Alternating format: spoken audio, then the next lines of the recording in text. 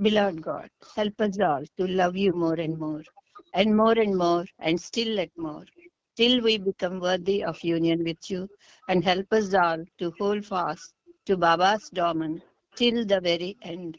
Avatar Meher Baba ki Jai. Avatar Meher బాబాకి జై.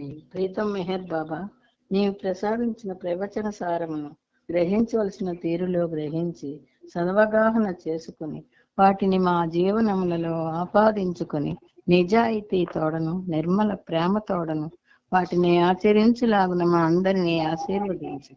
అట్టి ఆచరణయుక్త జీవన శైలిలో జీవించినట్లు మా అందరినీ అనుగ్రహించు. అవతార్ మెహర్ బాబా की जय.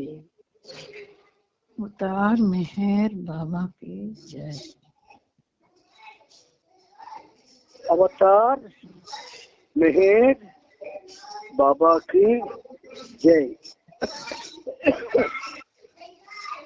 బాబా ఈరోజు కూడా మనకి ఆయనతో సహజీవనం సాగించుకునే సదవకాశాన్ని సద్భాగ్యాన్ని కలుగజేశారు. సాధారణంగా ఏమిటంటే ప్రేమలో విరహానికి కూడా తాగుంటుంది. ఆ విరహానుభవమే ప్రేమని అభివృద్ధి చేస్తుంది. అంచేత చిన్న చిన్న గ్యాప్లు ఇస్తున్నాడు ఆయన. మంచిదే అది, మనలో ఆకాంక్ష పెట్టుతున్నాడు. ఇప్పుడు మనం ఏమిటంటే ఆయనకి శతకోటి నమస్సుమాంజలు అర్పిస్తూ ఇందులో భాగంగా ఆయన మనకి ప్రభు చరిత్రం 9వ భాగంలో నవజీవన ఘట్టాన్ని చెప్పుకునే భాగ్యాన్ని ఇచ్చారు. అది చెప్పుకుంటూ ఉన్నాము. దానిలో అర్థాన్ని వివరించుకుంటూ ఉన్నాము. అంటే వివరించుకోలేదు, ఇప్పుడు చెప్పుకుంటున్నాం అంతే. అంటే ఎవరైనా వివరించబట్టేనే వివరిస్తాను అని మీకు అందరికీ కూడా చెప్పడం జరిగింది కనుక చదువుతున్నాను, వినిపిస్తూ ఉన్నాను. బాబా, మనం ఈ ప్రయాణంలో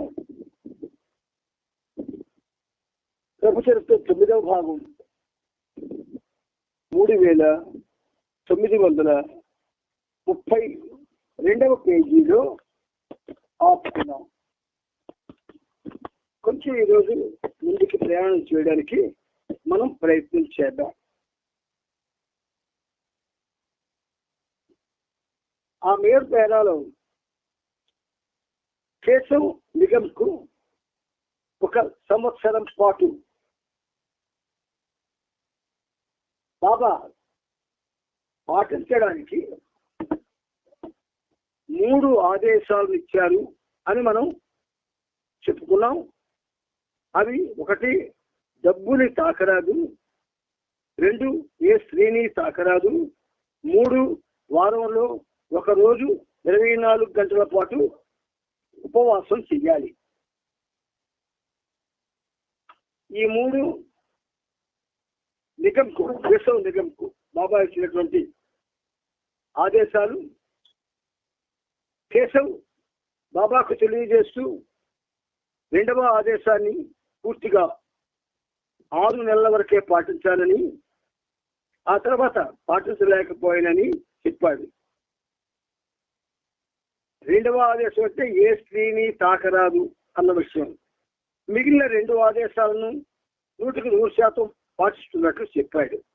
కేశవ్ తన లోటుపాట్లను ఒప్పుకొని చెప్పినందుకు కేవలం 3వ ఆదేశాన్ని మాత్రమే, అలాగే వారానికి 1 రోజు ఉపవాసం చేయడం మాత్రమే పాటించమని బాబా ఆదేశించాడు. ఇది మినహాయింపు కాదు. దాని తర్వాత ఒక హాస్య సంఘటన జరిగింది. ఇంతకుముందు బాబా పంకరాజ్కు తారాబాయి అనే ఆమెను వివాహం చేసుకోవాలనే ఆదేశం ఇచ్చారు. అయితే ఆ వివాహం బాబా సమక్షంలోనే జరగాల్సి ఉంది. కానీ బాబా నవజీవనంలో ఉన్నందున అది సాధ్యపడలేదు. మహాబలేశ్వర్లోని ఈ సమావేశానికి కేవలం పురుషులను మాత్రమే ఆహ్వానించారు. అందువల్ల కాబోయే భార్యను తనతో అక్కడికి తీసుకొని రాలేదు. బంకరాజ్ ఆమెను ప్రస్తుతం పెళ్లి చేసుకోవాలనుకుంటున్నాడు. కానీ విషయం కొంతకాలంగా అపరిష్కృతంగా అలాగే ఉండిపోయింది. అందువల్ల ఆ విషయం అంతా బంకరాజ్ వివరంగా రాసి బాబాకు పంపించాడు.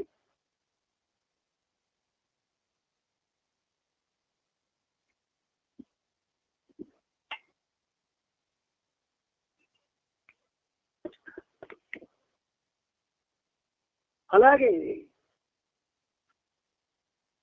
బాబా ఆ సమస్యకు ఒక వినూతమైన పరిష్కారాన్ని చూపించాడు. తారాబాయికి బదులుగా వృద్ధుడైన గుస్తాజీని బంకరాజ్ పక్కన నిలబెట్టారు. వెనక నుండి కాలే మామ కొన్ని మంత్రాలు చదివాడు. వధువుకు బదులుగా ఉన్న గుస్తాజీ వరుడు బంకరాజ్ దండలు మార్చుకున్నారు, ఆలింగనం చేసుకున్నారు, బాబాకు ప్రణామం చేశారు. ఈ విధంగా విచిత్ర వివాహం జరగబడింది. నేను తారాబాయితో నీ వివాహం జరిపించాను. ఇప్పుడు ఆమెతో ఈ వివాహం జరిగింది. నేను చేయవలసిన ఇంకేమీ లేదు. నీవు ఇంటికి వెళ్ళిన తరువాత నీకు ఇష్టమైన రీతిలో నీవు ఆమెను వివాహం చేసుకోవచ్చును అని బంకరాజ్తో బాబా చెప్పారు. ప్రతి ఆదివారం ఉపవాసం చేయమని ఒక పేద బిచ్చగానికి అన్నం పెట్టారని నాగపూర్ నివాసి నానాఖేర్కు ఆదేశం ఇవ్వబడింది. బాబా ఇచ్చిన ప్రస్తుత అవకాశాన్ని వినియోగించుకొని అతడు ఒకవేళ జబ్బు పడితే ఏమి చేయాలి అని బాబాకు రాసి పంపించాడు. బాబా అతనికి అలాంటి పరిస్థితిలో నీవు ఉపవాసం చెయ్యకు,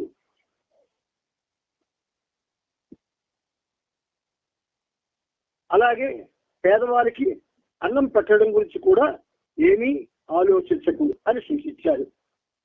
సావనేర్కు చెందిన సోఫాలి ప్లేయర్కి అతను చేపట్టిన బాబా దివ్య సందేశాలను వ్యాప్తి చేసే పని గురించి ఎప్పటికప్పుడు క్రమం తప్పకుండా నివేదికలు పంపాలన్న ఆదేశం ఇవ్వడం జరిగింది. అతను అనేక ప్రాంతాల్లోని అనేక గ్రామాల్లో చాలా కార్యక్రమాలు చేసి ఎంతో మందిని బాబా పరిధిలోనికి తీసుకొని వచ్చాడు. కానీ బాబా నవజీవనంలోకి వెళ్ళినందువల్ల బాబాకు ఎలాంటి నివేదికల్ని పంపలేకపోయాడు. ఎవరికి ఆయన ఏమప్పు చెప్తే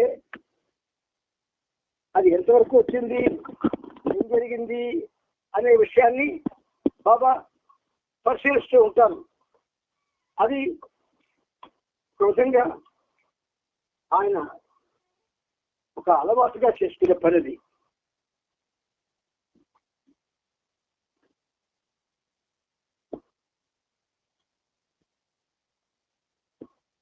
ఆదేశం ఇవ్వడం జరిగింది.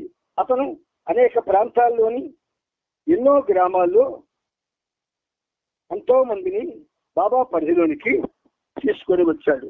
కానీ బాబా నవజీవనంలోకి వెళ్ళినందువల్ల బాబాకు ఎలాంటి నివేదికల్ని పంపలేకపోతున్నాడు. ప్రస్తుతం నేను ఈ పరిస్థితుల్లో నేనేం చేయాలి అని సోఫాలి బాబాని అడిగాడు. ఇప్పటికి నువ్వు నివేదికల్ని పంపనవసరం లేదు, నాకు అన్నీ తెలుసు అన్నాడు.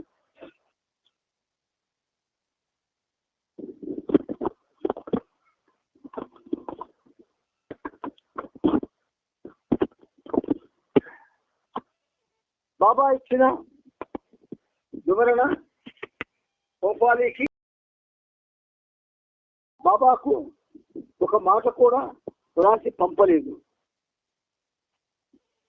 బాబా సర్వజ్ఞత్వం ఆమ్నిసెన్స్ గురించి అతనికి ప్రగాఢమైన విశ్వాసం ఏర్పడింది. అతని విశ్వాసం ఎంత దృఢంగా ఉండేదంటే కాలేజీలో చదువు పూర్తి చేసుకొని మాస్టర్ డిగ్రీ తీసుకున్న అతని కుమారుడు దుర్ఘటనలో చనిపోయినప్పుడు కూడా బాబాకు తెలియజేయలేదు. అంతేగాక బాబాకు సర్వం తెలుసు, ఆయన ఇచ్చలేనిది ఏది జరగదు, ఇక ఆయనకు రాయవలసిందేముంది అని అందరికీ చెప్పేవాడు. 2.5 సంవత్సరాలకు ముందు మద్రాసులో ఉన్నప్పుడు నాగపూర్ నివాసి డిబి క్యాప్షతో ఏదో ఒక రోజు అతని ఇంటికి వస్తానని బాబా మాట ఇచ్చారు. బాబా ఇప్పుడు నవజీవనంలో ఉన్నందున ఎవరిని కలవడం లేదు కనుక అది ఇక ఎలా సాధ్యమవుతుందని అతడు విస్మయం చెందాడు. తన మనస్సులోని సందేహాన్ని అతడు మహాబలేశ్వర్లో బాబా దృష్టికి తీసుకుని వచ్చాడు. దానికి సమాధానంగా బాబా, నేను నా వాగ్దానాన్ని తప్పక నెరవేరుస్తాను, చింతించకు. బహుశా నవజీవనంలోనే నేను మీ ఇంటికి భిక్షాటనకు రావచ్చు అన్నారు.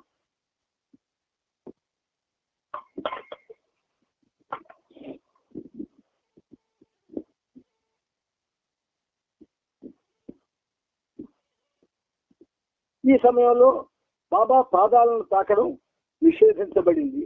కానీ నీను ఖరాస్, అతని సోదరుడు హోమీ దానిని పాటించలేకపోయారు. తమ కోరికల్ని నిగ్రహించుకోలేక బాబా పాదాలను తాకారు. దానితో బాబా కోపంతో చిరాకు పడ్డారు. కానీ వెంటనే బాబా తన తప్పులు గ్రహించి, నాకు అనుకోకుండా కోపం వచ్చింది, అది మంచిది కాదు అని తనను లెంపకాయ కొట్టమని బాబా నేను ఆదేశించారు. అతను గట్టిగా శబ్దం వచ్చేటట్లు బాబాను కొట్టాడు. విష్ణు ద్వారా బయట కాపలా ఉన్నాడు. కొత్త వారిని లోనికి రానివ్వకుండా ఉండేందుకే అతను అక్కడ కాపలాగా ఉంచారు. హబీబుల్లా బేగ్ కాశ్మీర్ నుండి వచ్చాడు.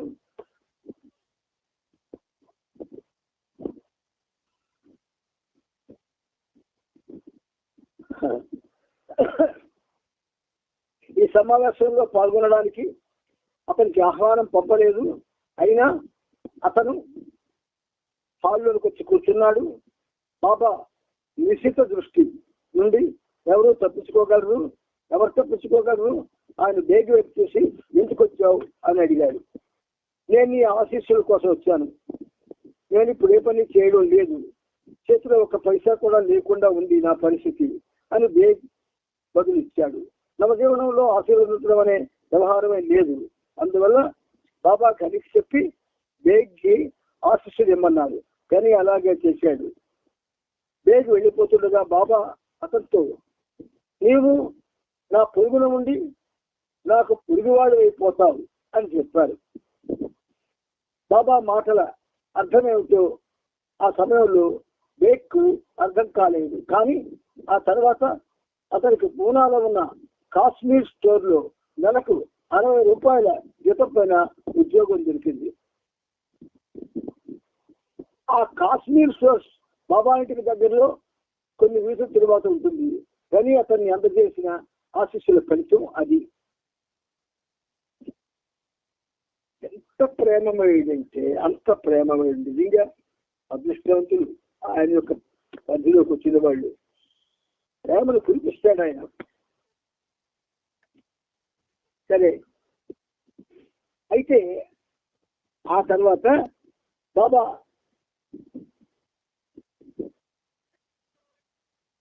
విష్ణుని పిలిపించి హబీబుల్లా బేగ్ను లోనికి పంపించినందుకు మందలిచ్చాడు. ఇంతకీ అతనిని సమావేశానికి పిలవలేదన్న విషయం విష్ణుకి తెలియదు. పూనా నుండి వచ్చిన మిస్టర్ డిఎస్ సూరే బాబాను అడగకుండా దొంగతనంగా ఒక అరటి పండును తీసుకున్నాడు. బాబా అది గమనించారు. కానీ దాని గురించి అప్పుడేమీ వ్యాఖ్యానించలేదు. మరికొంత సేపటికి బాబా ఒక అరటిపండు ఒలిచి సూలేకి ఇచ్చాడు.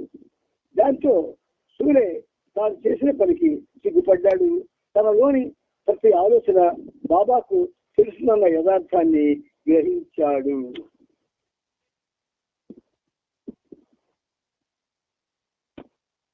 బాబా కూర్చున్న కుర్చీ వెనుక ఉన్న గోడ పైన అట్టతో చేయబడిన ప్రకటన బోర్డును ఒక దాన్ని వేలాడదీశారు. ఆ బోర్డు మధ్యలో బాబా ఫోటో ఉన్నది. దానిపైన కుడివైపున పాత జీవితం, పరిపూర్ణమైన దివ్యత్వం, వైరి మానవుడు అని రాసి ఉంది. ఎడవ పక్కన నవజీవనం, పరిపూర్ణ వినమ్రత, సాధారణ మానవుడు అని వ్రాయబడి ఉంది. బాబా అక్కడున్న వారందరి దృష్టిని ఆ బోర్డు వైపు మళ్లించి ఈ కింది సందేశాన్ని డాల్కిన్ ద్వారా ఇంగ్లీష్లోను, సిడి దేశ్ముఖ్ ద్వారా హిందీలోను చదివించారు. ఈరోజు నేను కొన్ని గంటల కోసం నా పాత జీవితంలోనికి అడుగుపెట్టాను. మిమ్మల్ని అందరినీ ఇక్కడ చూడడం నాకు ఎంతో సంతోషాన్ని కలిగించింది. మీరంతా నా పాత జీవితపు అనుచరులు, భక్తులు. మీకు నాపై ఉన్న ప్రేమను నేను ఎంతో గాఢంగా నా అంతరంగంలో అనుభవిస్తున్నాను. నా పాత జీవితపు అనుచరులపైన, భక్తులపైన నాకు గల ప్రేమకు హద్దులు లేవన్న విషయం ఈ రోజు ఈ సమావేశంలో పాల్గొన్న మీరు, అలాగే పాల్గొనలేకపోయిన వారు తెలుసుకోవాలని నేను కోరుతున్నాను. 1949 అక్టోబర్ 16వ తేదీన నేను నా నవజీవనాన్ని ప్రారంభించాను. ఈ రోజు సరిగ్గా నేను నా సహచరులతో నవజీవనంలోకి వెళ్ళిన ఒక సంవత్సరం తర్వాత నేను చెప్పదలుచుకుంది ఏమిటంటే, నా నవజీవన నియమాలను నేను ఆశించిన స్ఫూర్తితో పాటించలేకపోయాను. నా అనుచరులు నవజీవన షరతులను నేను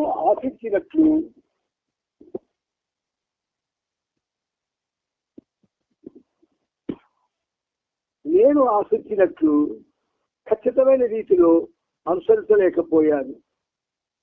అయినా వారి నిజాయితీని మెచ్చుకుంటూ నేను చెప్పేది ఏమిటంటే, ప్రతి ఒక్కరూ వారికి గల శక్తి, అవగాహన,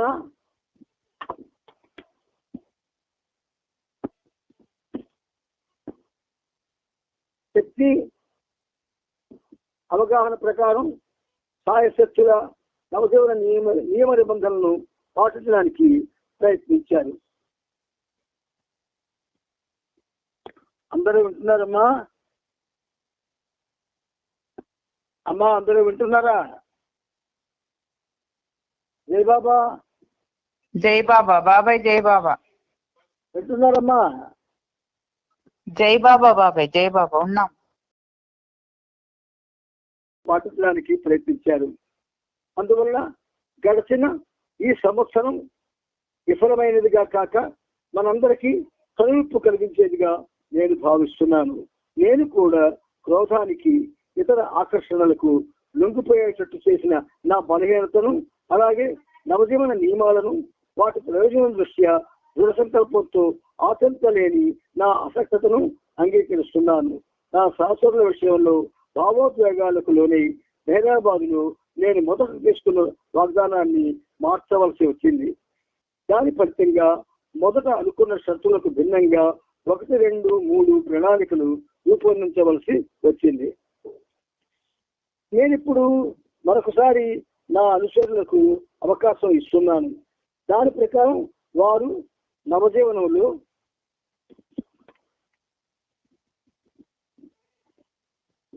నాతో ఉండడానికి తీసుకున్న వారి మొట్టమొదటి నిర్ణయాన్ని ఇప్పుడు మళ్ళీ సమీక్షించుకోవచ్చు.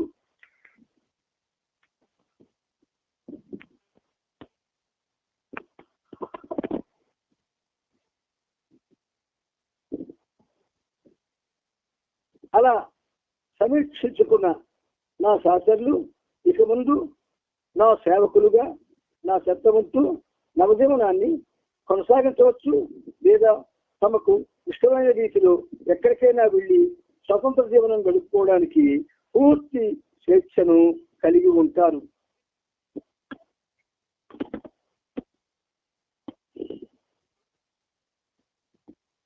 గత 12 మాసాల నవజీవన అనుభవాన్ని దృష్టిలో పెట్టుకొని వారిని నేను ఇలా హెచ్చరిస్తున్నాను. ఇక ముందు వ్యక్తిగత పరిస్థితులకు, అవసరాలకు సరిపడే విధంగా నవజీవన షరతులను ఆచరించడంలో ఎన్నటికీ రాజీ పడే ప్రసక్తి ఉండదని నేను ఇప్పుడు ఖచ్చితమైన నిర్ణయం తీసుకున్నాను.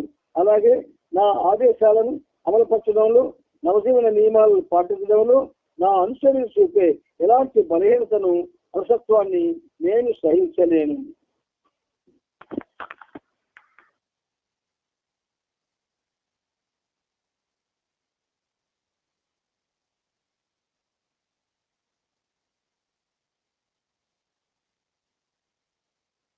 ఆంటీ కట్ అయిపోయారు, చేస్తాను.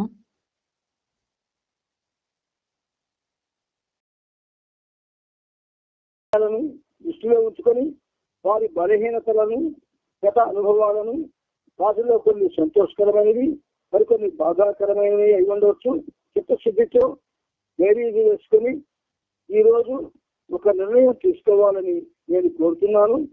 గత సంవత్సరంలో వారు పొందిన అనుభవాలను, తీసుకున్న నిర్ణయాలను ఆచరణలో పెట్టగలిగే వ్యక్తిగత సామర్థ్యాలను ఖచ్చితంగా పరిశీలించకుండా తుది నిర్ణయం తీసుకోవద్దని మళ్ళీ చెబుతున్నాను. అవన్నీ చూసుకున్న తరువాత కూడా వారు నవజీవనంలో నా సేవకులుగా చేరడానికి నిశ్చయించుకుంటే వారు 100% నాకు విధేయులై ఉండడానికి ప్రయత్నించాలని, నేను ఏది చేయమని చెప్తే అది హృదయపూర్వకంగా చేయవలసి ఉంటుందని వారు తెలుసుకోవాలి. నా ఆదేశాలను ఆచరించుటలో నా సేవకుల విధేయత అప్రయత్నంగా చూపించేదిగా ఉండాలి. అందులో ఎలాంటి బానిసత్వపు భావన కానీ, తప్పదు కదా అనే భావన కానీ ఉండకూడదు. సేవకులు నా అభీష్టాన్ని సంతోషంతో ఇష్టపూర్వకంగా ఆచరించాలి. నా అభీష్టాన్ని నెరవేర్చడం వారి స్వేచ్ఛను హరించేదిగా ఉందన్న భావన ఏది ఉండకూడదు. నా అభీష్టాన్ని నెరవేర్చడం అన్నది వారి స్వాతంత్ర హక్కుకు భంగం కలిగిస్తుందని ఎవరైనా భావిస్తే వారు నాతో నవజీవనంలో చేరకూడదని నిర్ణయించుకోవచ్చు. అట్టి వారు పాత జీవితపు శిష్యులుగానైనా ఉండవచ్చు, లేదా తమకిష్టమైన రీతిలో స్వేచ్ఛాయుత జీవనాన్ని గడపడాన్ని ఎంచుకోవచ్చు. ఈ రెండు ఎంపికల్లో దేన్నైనా వారు ఎంచుకునే విధంగా నేను వారికి దోహదపడడమే కాకుండా వారు ఎంచుకున్న జీవితాన్ని చక్కగా ప్రారంభించడంలో నేను కూడా వాళ్లకు నా సాయశక్తిగా సహాయపడతాను. ఈ నవజీవనంలో చేరిన వారు 100% ఇష్టపూర్వకంగా నాకు ఎలా సేవ చేయాలని నేను ఆశిస్తున్నాను. అదే రీతిలో నేను కూడా నా సేవకుల విషయంలో నిష్పక్షపాతమైన ప్రేమను, ఇంపార్షియల్ లవ్ చూపిస్తూ అందరినీ ఒకే రీతిలో చూసుకుంటూ వారికి సేవ చేయగాలని ఆశిస్తున్నాను. ముందు తీసుకున్న నిర్ణయాలను మరొకసారి మార్పు చేసిన ఈ రోజున ప్రణాళికలన్నీ, అనగా ప్రణాళిక 1, 2, 3 మరియు నోవాలాస్ అనే పదం అన్ని రద్దయిపోతాయి. ఇప్పుడు కేవలం పాత జీవితపు శిష్యులు, అరేంజ్మెంట్ వాలాస్ అంటే ఏర్పాటు చేసేవారు, మరియు నవజీవనంలోని సేవకులు మాత్రమే ఉంటారు. నా పాత జీవితపు శిష్యులు నన్ను భావించినట్లుగా నేను అంతటి వాడిని అయినప్పుడు వారు తమ నమ్మకానికి, ప్రేమకు మధ్యలో ఉండడానికి హృదయపూర్వకంగా కృషి చేస్తూ నా పాత జీవిత ఆదేశాలను ఆచరించాలని కోరుతున్నాను. అయితే వాటిని వారు తమ పైన రుద్దబడిన బానిసత్వంలా భావించకుండా ఆచరించాలి. నిజమైన ప్రేమకు అర్హమైన జీవితాన్ని గడపాలి. వారి విషయంలో నేను ఎవరైనది అనే దానితో నిరుత్యం లేకుండా, వారు ఎలాంటి ప్రతిఫలాన్ని కోరకపోయినా ఆ దయామయులైన భగవంతుడు తప్పకుండా వారికి ఆధ్యాత్మిక లాభాన్ని ప్రసాదిస్తాడు. ఏర్పాట్లు చేసేవారి విషయంలో చివరి వరకు వారు తమ బాధ్యతలను నిర్వర్తించడానికి కావలసిన ధైర్యాన్ని వారికి ప్రసాదించమని భగవంతుడిని కోరుతున్నాను. హైదరాబాద్ ఆశ్రమంలో ఉన్న పాత జీవితపు శిష్యులు, స్త్రీలు ఏర్పాటు చేసేవారి అంటే అరేంజ్మెంట్ వాలాస్ విషయంలో వారికి గతంలో ఇవ్వబడిన ఆదేశాలు, బాధ్యతలు ఎప్పటికీ అలాగే ఉంటాయి. అలాగే నేను మరో విధంగా ఆదేశిస్తే తప్ప నన్ను ఏ రకంగానూ సంప్రదించకూడదనే నా ఆదేశం, మరియు నాతో కానీ నాతో ఉంటున్న వారు ఎవరితో కానీ ఇలాంటి ఉత్తర ప్రశస్త్రాలు జరపరాదనే ఆదేశం అలాగే ఎప్పటికీ కొనసాగుతాయి. నా పాత జీవితం నన్ను పరిపూర్ణమైన దివ్యత్వం, అబ్సల్యూట్ గాడ్హుడ్ మరియు దివ్య పరిపూర్ణత, డివైన్ పర్ఫెక్షన్ అనే పవిత్ర వేదిక పైన ప్రతిష్టాపన గావించింది. నా పాత జీవితం నన్ను పరిపూర్ణమైన దివ్యత్వం, దివ్య పరిపూర్ణత అనే పవిత్ర వేదిక పైన ప్రతిష్టాపన గావించింది. ఈ నా జీవనం నన్ను భగవంతుడికి, అతని ప్రజలకు వినమ్రుడైన సేవకుడి పాత్ర ధరించేలా చేస్తుంది. నా నవజీవనంలో పరిపూర్ణమైన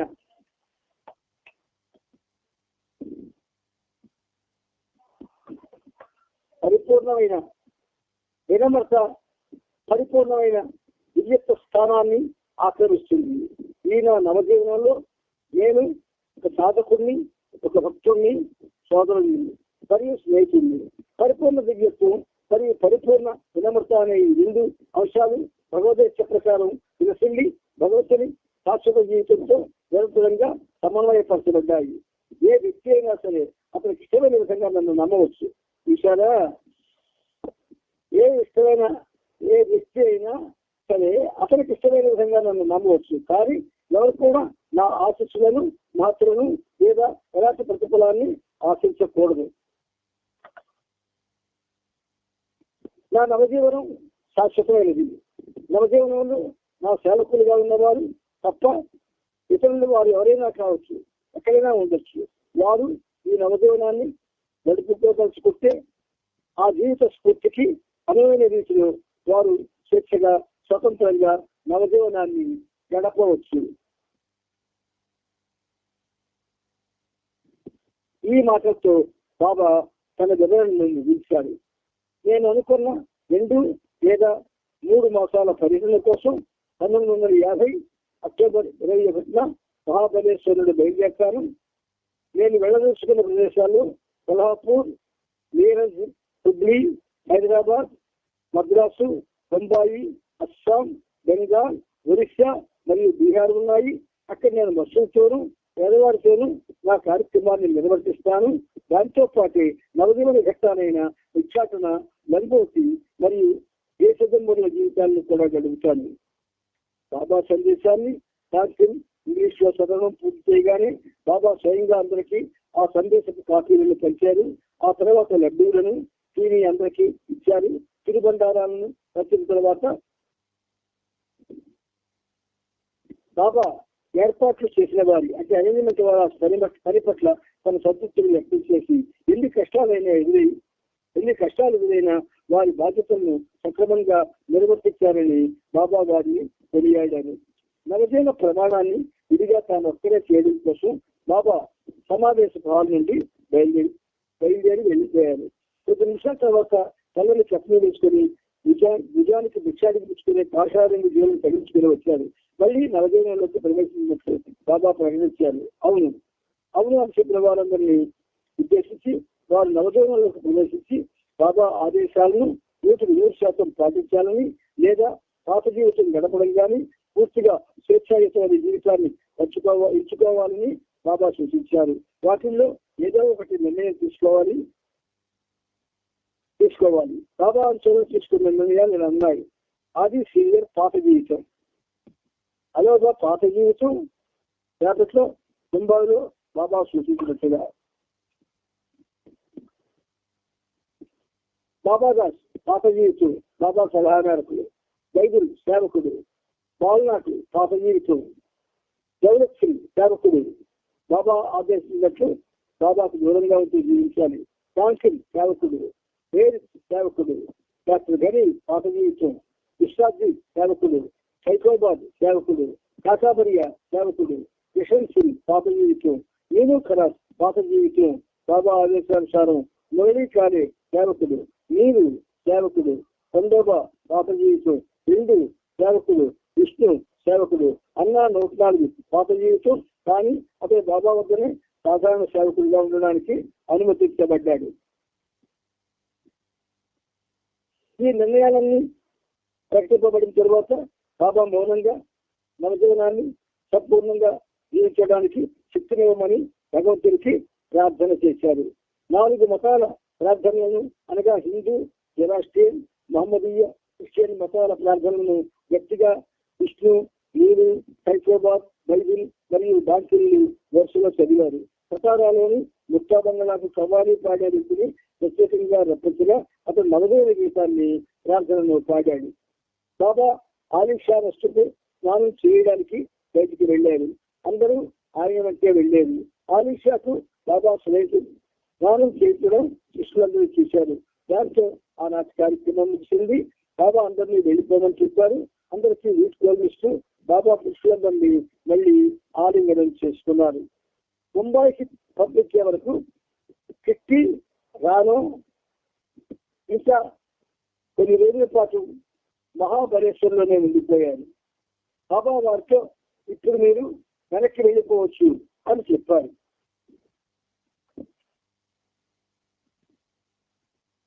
రాను బాబా ఇలా మమ్మల్ని ఎన్నిసార్లు వెనక్కి పంపించబోతున్నారు, నేను మీతోనే ఎందుకు ఉండకూడదు అని అడిగింది. లేదు, మీరు వెనక్కి వెళ్ళిపోవాల్సిందే, నా కోసం మీరు వెనక్కి వెళ్ళిపోవాలి అని అని చెప్పారు బాబా. ఓ బాబా, ఇంటికి ఒకటి రాను తెచ్చిసాగింది. ఏడవకు, మీరు వెనక్కి తిరిగి వెళ్ళవలసిందే అని బాబా అన్వయిస్తూ చెప్పారు. బాబా నవ జీవనం ప్రారంభంలో వీళ్ళతో మీ జీవన సరకులను వీటి పని చేసే తప్ప, చూడండి, మీ నవజీవన సరకులను వీటిపైన ఏది ఉండేటట్టు చేసే తప్ప మాదిరి ఉండేటట్లు చేసే తప్ప మాదిరిగా పరిగణిస్తూ వాటికి అంటిపెట్టుకుని ఉండండి. అలా చేస్తే నేను మిమ్మల్ని ఎప్పటికీ మునిగిపోలేవను అని చెప్పారు. రాను తిట్టి బొంబాయిలో ఉన్నన్ని రోజులు ఆ మాటలనే గుర్తు చేసుకుంటూ ఉన్నారు. బాబా నుండి నేనే ఉండడం వారికి నరకప్రాయమైన బాబాయే వారిని జీవన స్రవంతిలో సురక్షితంగా ముందుకు తీసుకువెళ్ళి చెప్పవద్ది వారిని తమని మునిగిపోనివ్వరని తెలుసుకున్నారు. రానోను తిట్టిని తప్ప వేరే స్త్రీలెవరిని మహాబలేశ్వరకు పిలవలేదు. అందువల్ల సంసారేకి హైదరాబాద్ కుటుంబ సభ్యులకు బాబాను దర్శించుకునే అవకాశం కలగలేదు. అలాగే ముంబైలో ఉంటున్న కుషద్, సోనామాసి, కేటీ కూడా బాబాను కలవలేకపోయారు. గురుమాయ్ అమ్మన్ దగ్గరలో ఉంది. ఆమె కూడా గత సంవత్సర కాలంగా బాబాను చూడలేదు. ప్రతి ఒక్క మహిళ కూడా మళ్ళీ బాబాను చూడగలమనే ఆశతోనూ గడుపుతున్నారు. అయినా తమ ప్రీతములతో వారికి కలిగిన ఎడబాటు కేవలం బాహ్యమైనది మాత్రమే. ఆగస్టు మాసంలో బాబా సతారాలో మనసారి ఒకరోజు రాత్రిపూట బాబాను తలుచుకుంటూ తన మంచం పైన పడుకునేది. ఆకస్మికంగా ఒక నాగుపాము ఆ మంచం పైకి ప్రాకి ఆమె ఛాతీ పైకి వచ్చింది. మంచానికి స్పర్శ ద్వారా తన ఉదులపైన పాము ఉన్నట్టు వ్యక్తి ఒక్క ఉదురున చేస్తూ ఆ పాముని విసిరేసింది. అది కింద పైన శబ్దం విని ఆమె లేచి మంచం పైన కూర్చొని చూసింది. ఆ పాము పడగలిపి పాపంతో ముసలు కొడుతోంది. గదిలో ఆమె ఒంటరిగా ఉంది. రాత్రి కాపలాభివృద్ధి చేసే జమాదారు దూరంగా ఉన్నాడు. నాగుబాబు తలుపు దగ్గర విమానం అడ్డంగా ఉంది. అందువల్ల సహాయం కోసం ఆమె బయటికి వెళ్లే అవకాశం కూడా లేదు. ఎలాగోలా ఆమె ధైర్యం కొలగట్టుకొని ఒక కడ్డీతో పాములు చంపేసింది. కానీ కథంతరితో అయిపోలేదు. పాములు ఎంతగా ఉన్నాయి. మర్నాటి రాత్రి ఆమె ప్రార్థన చేస్తుండగా ఇంటికి నాగుపాము కనబడింది. ధైర్యంతో ఆమె ఆ పాములు కూడా సత్యావరికి కొట్టింది. ఇందులో ఆశ్చర్యాన్ని కలిగించే యాదృచ్ఛికత ఏమిటంటే, ఇది జరగక ముందే ఒక రాత్రి బాబా ఆమె కళ్ళలో కల్పించి, నీ గదిలో రాకపోవస్తే నేను ఏం చేస్తానని అడిగాను. నేను దాన్ని చంపేస్తానని ఆమె ధరించింది. ఆ కళ్ళలో కూడా బాబా ఆమెను ప్రోత్సహించి, అవును తీసుకెళ్ళకు వచ్చంటే నేను నీతో ఉంటాను అని చెప్పారు. ఆమె ఇలా 2 పాములను చంపిన తరువాత మళ్ళీ బాబా ఆమెకు కళ్ళలో కనిపించారు. నేను ఈ ధైర్యం చూసి చాలా సంతోషించాను. ఇప్పుడు ఇక పాములేవి నేను కలవలు పెట్టకూడదు అని చెప్పారు. నిజంగానే ఆ రోజు తర్వాత మనసారి దగ్గరలోకి ఇప్పుడు ఒక్క పాము కూడా రాలేదు. బాబా నుండి దూరంగా ఉంటున్నా కూడా ఎంతో మంది ప్రేమికులకు, శిష్యులకు అంతర్గతంగా బాబా తన మార్గదర్శకత్వాన్ని అందించిన అనుభవాలను ఎన్నో వారి జీవితాల్లో పొందారు. మహాబలేశ్వర్లో సమావేశం తరువాత మత్స్యులతోనూ పేదలతోనూ 4 రోజుల పాటు శ్రీకల్ప కార్యక్రమం కోసం దాని నిమిత్తం చేపట్టవలసిన ప్రయాణ ఏర్పాటు చేయించారు. 2 గుస్తాజీ బైబిల్ ఏసీ అంటే పెట్టుకొని అక్టోబర్ 21వ తేదీన బాబా మహాబలేశ్వర్ నుండి పాట్నాకు బయలుదేరి వెళ్ళారు. ఆ సమయంలో నెహ్రా, మణి, నెహ్రూ, జోహెర్ మరియు నాజా మహాబలేశ్వర్లోనే ఉన్నారు. వారితో పాటు నీలు, విష్ణు, డాన్సిల్, కాకాబరియా, మురళి మరియు అన్నా నూతాలు కూడా అక్కడే ఉన్నారు. వారిలోని ప్రతి ఒక్కరూ నిర్వహించవలసిన విధులను బాబా విడివిడిగా ఒక్కొక్కరికి ఆదేశించారు. మనం ఇప్పుడు ఒక 5 నిమిషాలు జ్ఞాపించుకొని మళ్ళీ స్టార్ట్ చేసుకుంటాం.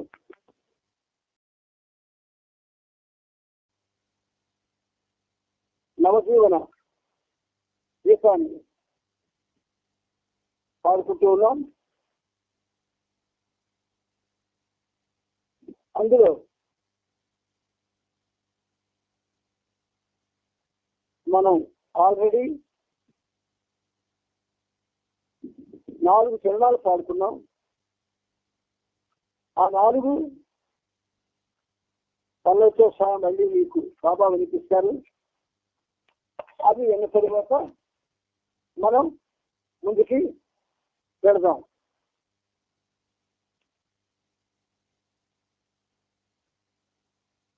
ఉల్లాసముగా పాడుకుందాం, ఉల్లాసముగా పాడుకుందాం ఆశారహిత గీతిక.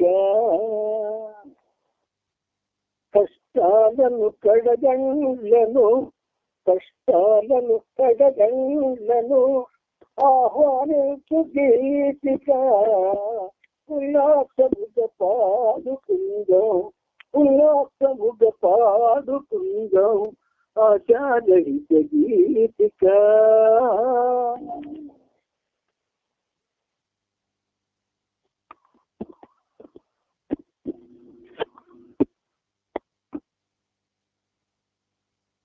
మెహిరు బాబా మౌనపు మాటలు ఆలకించుమా,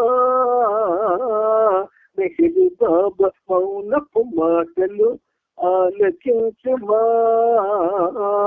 దేవుని ప్రేమించే వారి జీవితాలు కలిగుంటాయి, దేవుని ప్రేమించే వారి జీవితాలు కలిగుంటాయి.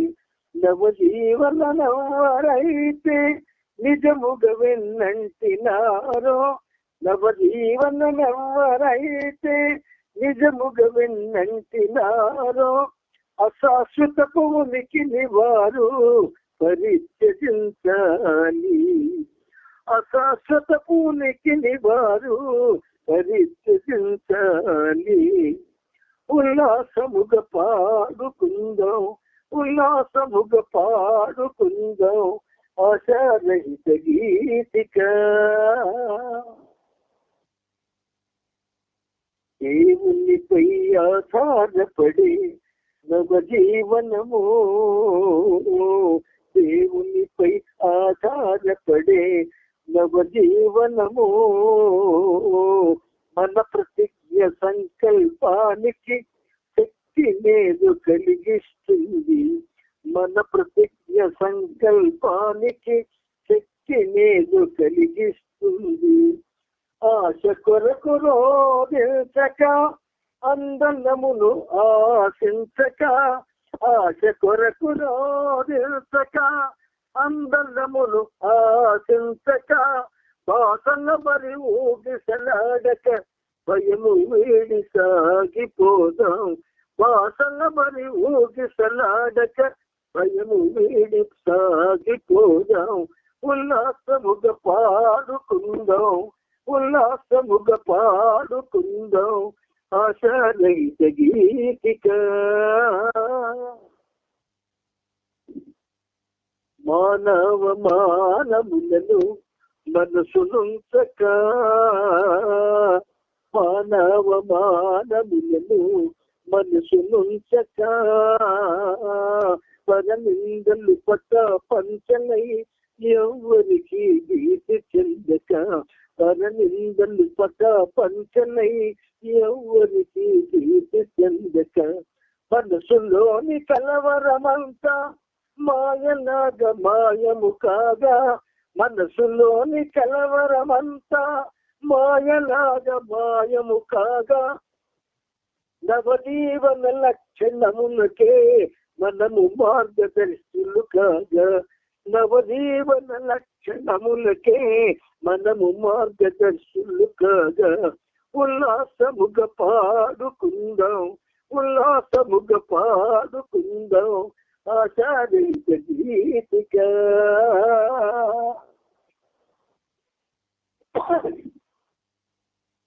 కామక్రోధ లోభములన్నీ అంతరించగా కామక్రోధ లోభములన్నీ అంతరించగా మతము మనకు లేక అవస్థలకు వంటి అంతగా మతము మనకు లేక అవస్థలకు వంటి అంతగా మాధవునికి మానవునికి నా ఒకటే ప్రయాణమునకని మాధవునికి మానవునికి నా ఒకటే ప్రయాణమునకని తేడాలను పరిగణించక ముందుకు సాగిపోదాం తేడాలను పరిగణించక ముందుకు సాగిపోదాం ఉల్లాసముగా పాడుకుందాం ఉల్లాసముగా పాడుకుందాం ఆశాలైత గీతిక.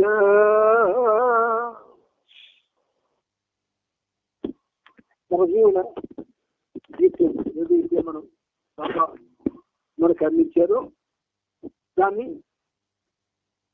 4 చరణాలు పాడుకున్నాం. ఇప్పుడు 5వ చరణం పాడుకోబోతున్నాం.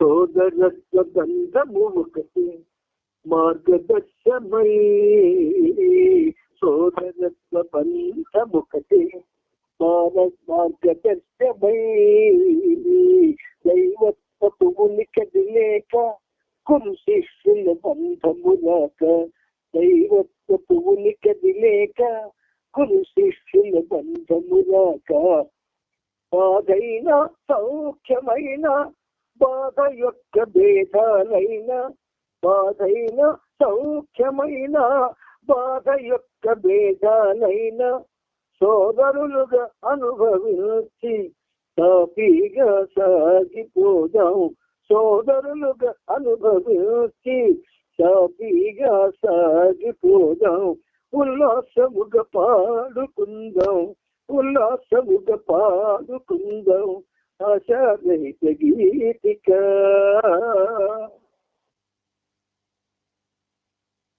స్వర్గనరక భావాలన్నీ భ్రాంతి జనితమే స్వర్గనరక భావాలన్నీ భ్రాంతి జనితమే మంత్రాలు తంత్రాలన్నీ మాయలోని అంతర్భాగమే మంత్రాలు తంత్రాలన్నీ మాయలోని అంతర్భాగమే మనసు చేయు మాయాజానమే లేనిపోని కలవరమంతా మనసు చేయు మాయాజానమే లేనిపోని కలవరమంతా వసివాడని వర్తమానమున వీరులవని సాగిపోదాం వసివాడని వర్తమానమున వీరులవని సాగిపోదాం ఉల్లాసముగా పాడుకుందాం ఉల్లాసముగా పాడుకుందాం ఆశారహిత గీతిక.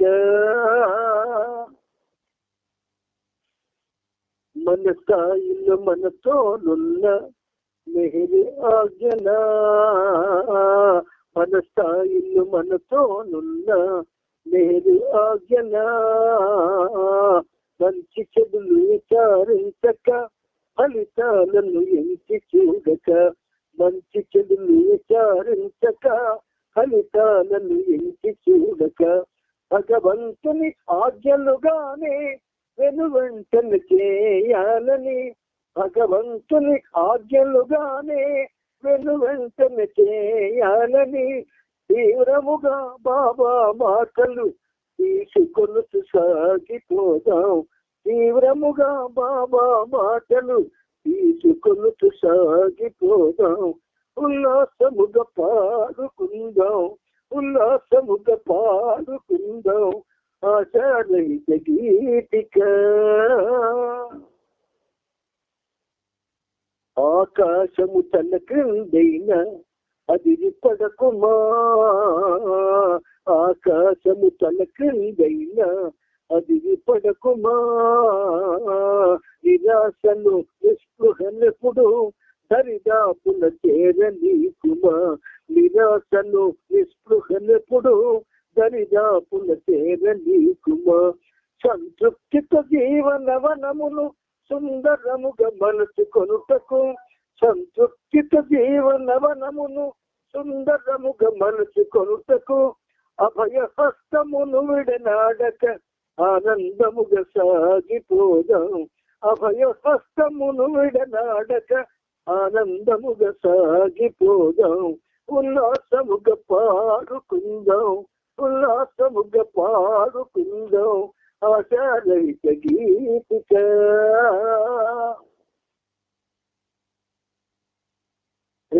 హస్తములలో మనకు సంపదున్నది, హస్తములలో మనకు సంపదున్నది.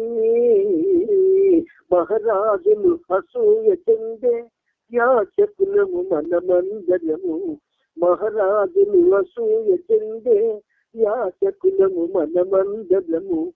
ముక్కలుగా ఎదను చేసిన చెదర నీకు చిరునవ్వులను, ముక్కలుగా ఎదను చేసిన చెదర నీకు చిరునవ్వులను. ఈ సత్యము నెరిగిన మనము ధీమాగా సాగిపోదాం, ఈ సత్యము నెరిగిన మనము ధీమాగా సాగిపోదాం. ఉల్లాసముగా పాడుకుందాం, ఉల్లాసముగా పాడుకుందాం ఆశారహిత గీతిక. భగవంతుని ఉనికి యథార్థం అస్తిత్వములో, భగవంతుని ఉనికి యథార్థం అస్తిత్వములో. ప్రవక్తలు ఉన్నారప్పుడు వలీలకు కొరతే లేదు, ప్రవక్తలు ఉన్నారప్పుడు వలీలకు కొదవే లేదు. అవతారుని కాలములెప్పుడు అవనిలోన ఉంటుంటాయి, అవతారుని కాలములెప్పుడు అవనిలోన ఉంటుంటాయి. నవజీవన మనకిప్పుడు నిరాశ నిస్పృహ మాత్రమే, నవజీవన మనకిప్పుడు నిరాశ నిస్పృహ మాత్రమే. ఉల్లాసముగా పాడుకుందాం, ఉల్లాసముగా పాడుకుందాం ఆశారహిత గీతిక. కష్టాలను కడగళ్ళను, కష్టాలను కడగళ్ళను ఆహ్వానించు గీతిక. ఉల్లాసముగా పాడుకుందాం, ఉల్లాసముగా పాడుకుందాం ఆశా రహిత గీతిక.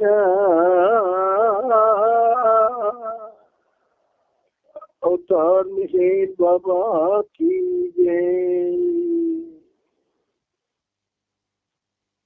నమస్తే గీతం పూర్తిగా 10 చరణాలు విన్నారు మీరు. అలాగే అంతకుముందు బాబా రాసినటువంటి నవజీవన గీతం కూడా అది కూడా మీరు విన్నారు. ఇది గీతావళి ఉంది. ఈ నవజీవనం అనేది అది ఆయన అప్పుడు 49లో తన అనుచరులకు ఉద్దేశించినటువంటిది. కానీ ఎవరైనా సరే ఈ నవజీవనాన్ని గడపవచ్చు అనే ఒక అద్భుతమైన అవకాశాన్ని కూడా ఆయన కలిగజేశారు. మనలో ఉన్నటువంటివన్నీ కూడా పూర్తిగా వైదొలిగిపోవడానికి ఈ నవజీవన గీతం చాలా సహకరిస్తుంది. అలాగే ఆ ముందు గీతం కూడా దివ్య గీతావళి సహకరిస్తుంది. మీరంతా కూడా పాడడానికి ఎంత కుతూహల పడతారో ఆ పాటలో ఉన్న భావాన్ని తెలుసుకోవడానికి కూడా అంతే కుతూహల పడితేనే మీకు ఆయన యొక్క డైరెక్షన్ ఏదో, నిర్దేశం ఏదో, గమనం ఏదో, ఉద్దేశం ఏదో మనము చూసుకోవడానికి అవకాశం ఉంటుంది. అందుకని మనం మళ్ళీ రేపు కలుసుకుందాం. అందరికీ జై బాబా, జై బాబా, జై బాబా.